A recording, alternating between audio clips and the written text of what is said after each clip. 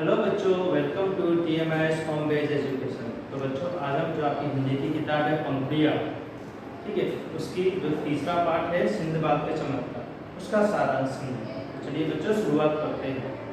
और इसमें क्या है, जो सिंदबाद है वो कहाँ का निवासी है? अरब देश का निवासी है, तो दूसरे देश का निवासी है, अरब में निवास करता है। उसे क्या है, यात्रा करने का बहुत शौक होता है, मतलब उसे यात्राएं करना बहुत अच्छा लगता है। तो उसने कई बार विदेश की यात्राएं भी की थी। तो इसमें कहानी में क्या करता है, वो एक बढ़िया सा जहाज खरीदता है, अपने उसमें अपना व्यापार का सामान भरकर व्यापार करने के लिए अपने दोस्तों के साथ दूसरे देश के लिए बिजनेस करने के लिए निकल जाता है। उसे बिजनेस करते करते काफ़ी समुद्र में यात्रा करते करते काफ़ी समय हो जाता है। तो एक दिन क्या होता है, वो यात्रा करते करते उसका जो जहाज है वो एक समुद्र के टापू पर, टापू मतलब द्वीप, ठीक है, जो समुद्र के बीच में था, वहाँ रुक जाता है। तो वो सोचता है कि मैं थोड़ा थक गया हूँ, एक काम करता हूँ, उस टापू पर थोड़ी देर उतर के विश्राम कर लेता हूँ, आराम कर लेता हूँ। तो वो जहाज से निकल आता है, उतर आता है और एक पेड़ के नीचे बैठ जाता है, ठीक है, और खाना खाकर थोड़ा आराम करता है। तो जब वो आराम करता है तो उसकी आँख लग जाती है, वो सो जाता है। जैसे ही वो सो जाता है तो उसके बाद क्या होता है, उसके जो दोस्त होते हैं दूसरे, वो उसका जहाज लेके निकल जाते हैं। वो वहाँ चलाते हैं, बस क्या है, जब उसकी आँख खुलती है तो वो देखता है कि दूर दूर तक वहाँ जहाज भी नहीं है और कोई उसका मित्र या कोई दोस्त है वो भी दिखाई दे रहा नहीं है।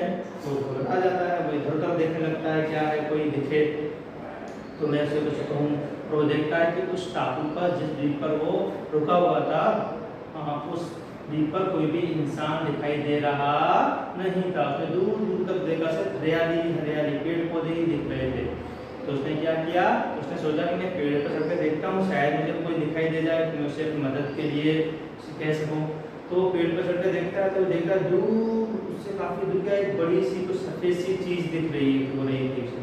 तो वो सोचता है सफ़ेद सी चीज़ क्या है, पेड़ से उतरता है तो उसके पास में जाता है सफ़ेद सी चीज़ देखने के लिए। जैसे ही वो पास पहुँचता है तो वो देखता है अचानक से आसमान में क्या होता है, एकदम अंधेरा हो जाता है, फिर अचानक से एकदम उजीला हो जाता है, मतलब उजाला हो जाता है। तो वहाँ छुप जाता है पेड़ के नीचे। वो देखता है कि वहाँ पर एक बड़ा सा पक्षी उड़कर आता है और वो जो सफ़ेद सी चीज़ रखी थी ना उसके पास में आके बैठ जाता है। जब वो देखता है कि वो सफ़ेद सी चीज़ क्या होती है, तो वो सफ़ेद सी चीज़ क्या होती है, उस बड़े पक्षी की, विशालकाय उकाब पक्षी की क्या होती है, उसका ये एक अंडा होता है। इसका विशालकाय पक्षी जो उकाब होता है उसका ये अंडा होता है। तो इस तरीके से वो क्या करता है, अपने आप को वहाँ पर छुपा लेता है। फिर सोचता है मुझे यहाँ से निकल के तो जाना है, कैसे निकल के जाऊँ, ठीक है। तो वो क्या करता है, चुपचाप अपने आप को जाकर उस उकाब पक्षी के पैर में, उसके पंजों में अपने आप को बांध देता है। यहाँ पर विशालकाय पक्षी बहुत बड़ा था, विशालकाय था, तो उसे तो पता नहीं चला। जब सिंदबाद अपने आप को उसके पंजों में बांध देता है तो उकाब पक्षी उड़ के जैसे ही जाता है तो वो उसके पंजों में से अपने आप को छोड़ देता है और जाकर एक घाटी में आकर गिरता है। कहाँ गिर जाता है, एक घाटी में आकर उतर जाता है। जो घाटी में उसने देखा कि घाटी में वहाँ पर क्या है, काफ़ी तरह के आभूषण रखे हुए हैं, बहुत सारे गहने रखे हुए हैं और बहुत सारा धन रखा हुआ है। तो वो देखता है कि उन आभूषणों के बीच में क्या था, वहाँ पर बहुत सारे सांप भी थे, अजगर भी थे, जो क्या कर रहे थे, उसकी रक्षा कर रहे थे। किसकी? गहनों की रक्षा कर रहे थे। तो वो उनसे बचने के लिए क्या करता है, एक गुफा में छुप जाता है। कौन? सिंदबाद। अब यहाँ पर बहुत सारे नाग थे, उससे उन्हें बचना था, तो उनसे बचने के लिए वो क्या करता है, गुफा में छुप जाता है। फिर शाम के समय वो देखता है कि वहाँ पर कोई बड़े मांस के टुकड़े फेंक रहा है। तो उसने देखा कि वहाँ पर बहुत सारे मांस के टुकड़े गिर रहे हैं, तो फटाफट बाहर निकलता है। वहाँ पे जो आभूषण रखे हुए थे वो अपनी जेब में भर लेता है, जेब में भरकर और अपने आप को बड़ा सा जो मांस का टुकड़ा होता है उससे बांध देता है, क्योंकि उसने सुना था कि व्यापारी वहाँ आते हैं और क्या करते हैं, उस घाटी में बड़े बड़े मांस के टुकड़े गिरा देते हैं जिसमें आभूषण चिपक जाते हैं और उसके बाद उकाब पक्षी उस मांस के टुकड़े को उठा कर ले जाते हैं, अपने घोंसले में रखते हैं। तो वहाँ व्यापारी आकर उन पर आवाज़ शोर मचाकर उन उकाब पक्षियों को उड़ा देते हैं और उसके बाद उनके जो मांस के टुकड़े होते हैं उनमें से गहने जो जो जो क्या बोलते हैं, सोना चांदी होता है, जो गहने होते हैं वो उसमें से निकाल लेते हैं। तो उकाब पक्षी जैसे ही उस बड़े से मांस के टुकड़े को उठाने आता है तो उससे पहले यहाँ पर क्या है कि जो सिंदबाद है अपने आप को उसमें बांध लेता है।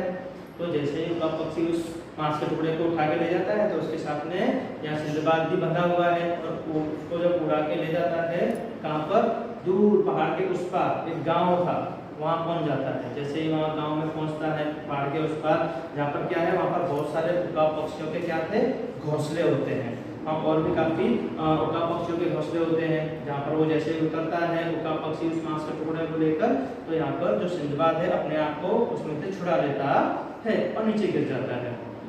ठीक है, उसके बाद जैसे ही उकाब पक्षी अपने घोंसले में उस मांस के टुकड़े को रखता है, तो वहाँ पर जो छुटे हुए व्यापारी होते हैं वो शोर मचाना चालू कर देते हैं, आवाज़ करना चालू कर देते हैं, जिससे क्या होता है, वो जो उकाब पक्षी हैं और भी वहाँ थे वो सभी उड़ जाते हैं, और इस तरीके से यहाँ पर जो सिंदबाद है अपने आप को उस मांस के टुकड़े में से छोड़ लेता है। और दूसरे व्यापारी आते हैं जो मांस के टुकड़ों में से क्या बोलते हैं, गहने वगैरह हैं, जो सोना चांदी है वो निकालने लगते हैं, तो वो उनको मिलता है सिंदबाद और उन्हें पूरी की पूरी बात बताता है कि मैं इस तरीके से अपने मित्रों के साथ में व्यापार करने के लिए जहाज लेकर निकला था और इस तरीके से मैं इस टापू पर फंस गया था, और उसके बाद इस तरीके से मैंने अपने आप को मांस के टुकड़े के साथ बांधा और मैं वापस अपनी जान बचाकर यहाँ पर आया हूँ।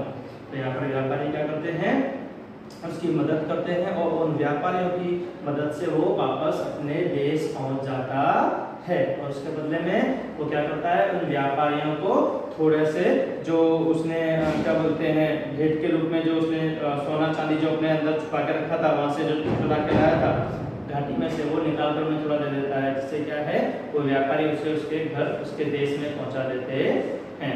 तो बच्चों इस कहानी से हमने यही सीखा कि सिंदबाद ने कैसे चालाकी से दिमाग से अपनी जान बचाई। ठीक है, तो बच्चों मैं आशा करता हूँ कि आपको इसका जो सारांश है सिंदबाद के चमत्कार का समझ में आ चुका होगा। यदि कहीं कुछ समझ में ना आया हो तो आप मुझे कमेंट